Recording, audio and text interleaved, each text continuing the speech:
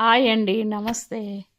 అందరికీ happy Rakshabandhan and Rakhi పౌర్ణమి శుభాకాంక్షలండి. ప్రతి ఒక్కరికి, మన తెలుగు వారికి ముఖ్యంగా అన్న అక్క తమ్ముళ్ళు, అన్న తమ్ముళ్ళు, అక్క చెల్లెల అనే పవిత్రమైన బంధము చాలా ఉంటుంది.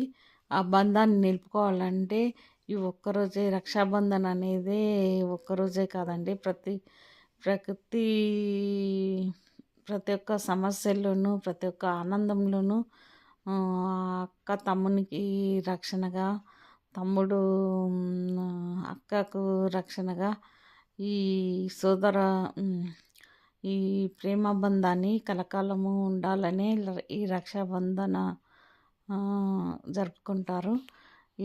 ఏమైనా కలతలు ఉన్నా తొలగిపోవాలని, రక్షాబంధన్ వలన మళ్ళీ అందరు కలుసుకోవాలని ఈ రక్షాబంధన్ అనేది పవిత్రమైన రోజుగా పరిగణిస్తారు.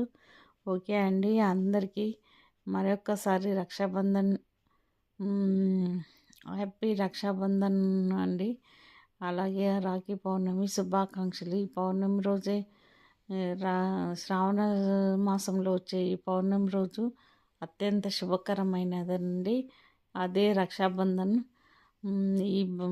ఈ బంధం కలకాలము సంతోషంగా, ఆనందంగా, ఎప్పటికీ ప్రేమానురాగాలతో ఉండాలని, ఈ ఇద్దరికి రక్షగా ఉంటుందని ఈ బంధాన్ని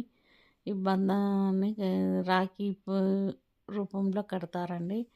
ఓకే అండి, ఈ వీడియో నచ్చితే లైక్ చేయండి, షేర్ చేయండి.